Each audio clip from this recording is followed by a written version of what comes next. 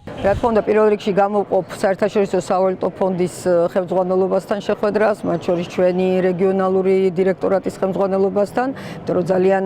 წინ არის წამოწეული რეგიონალური თანამშრომლობის საკითხები და საერთაშორისო სავალუტო ფონდი ძალიან კარგ პლატფორმას გვთავაზობს ჩვენ ამისთვის. ასევე ვისარგებლეთ აქ ყოფნით და რამოდენიმე მნიშვნელოვანი შეხვედრა გავმართეთ სხვადასხვა გლობალურ ინვესტორებთან, საინვესტიციო ფონდებთან. მოუყევით მათ საქართველოს მიმდინარე ეკონომიკურ მდგომარეობაზე, გამოწვევებზე, ჩვენ სიძლიერეზე, წარმოვაჩინეთ კვლავ თუ რატომ არის მიმზიდველი მათთვის საქართველოში ინვესტირება, რა თქმა უნდა, საკმაოდ მაღალი ინტერესი იყო და ეს დადასტურებული არის კიდევაც უკვე იმ არსებული ინვესტიციებით, მათ შორის საფინანსო ბაზარზე, რაც არის განხორციელებული საქართველოში, მაგრამ ინტერესი არის კვლავაც მზარდი. ასევე ვისარგებლე შემთხვევით და მქონდა ორმხრივი შეხვედრები, მათ შორის ჩემს კოლეგასთან, გაერთიანებული საამიროების ცენტრალური ბანკის ხელმძღვანელთან, პრეზიდენტთან, რაც ორმხრივ თანამშრომლობის გაძლიერების საწინდარი არის და მნიშვნელოვანია ორ ქვეყანას შორის მზარდი ეკონომიკური ურთიერთობების კონტექსტში.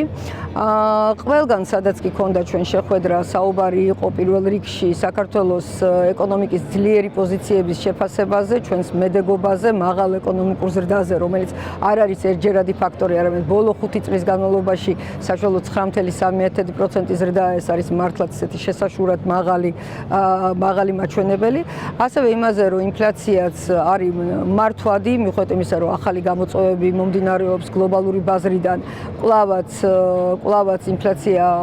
არის მიზნობრივი მაჩვენებლის ირგვლივ და ასევე საუბარი ქონდა იმაზე, თუ რამდენად მზად ვართ და ნამდვილად მზად ვართ იმისთვის, რომ მომავალში მართოთ თუ კი რამე დამატებითი რისკი და ზეწოლა მოხდება ფასების დონეზე გამომდინარე ახალი გეოპოლიტიკური რეალობიდან, ახალი კონფლიქტებიდან, მათ შორის ახლო აღმოსავლეთის კონფლიქტიდან გამომდინარე. საუბარი იყო ასევე რეგიონალური თანამშრომლობის გაძლიერებაზე, შუა დერეფნის როლის გაძლიერებაზე, რაც ამ ახალმა გეოპოლიტიკურმა გამოწვევამ, ანუ ირანთან დაკავშირებულ კონფლიქტმა კიდევ უფრო მეტად წარმოაჩინა. კარგია, რომ ეს საყოველთაო შეფასება, რომ საქართველო არის ერთ-ერთი გამორჩეული ქვეყანა თავისი ეკონომიკური სტაბილურობით, თავისი პოლიტიკური სტაბილურობით, თავისი მიმზიდველობით, თავისი რეფორმირებული სტრუქტურებით, გამჭირვალობით და კარგი მაღალი ხარისხის ინფრასტრუქტურით, რომელიც მზად არის, რომ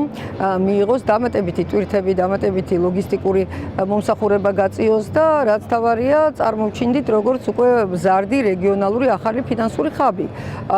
რაც განსაკუთრებით მნიშვნელოვანია ისევ და ისევ ახლო აღმოსავლეთის კონფლიქტის ფონზე, რადგან დარწმუნებულები ვართ, რომ ბევრი ინვესტორი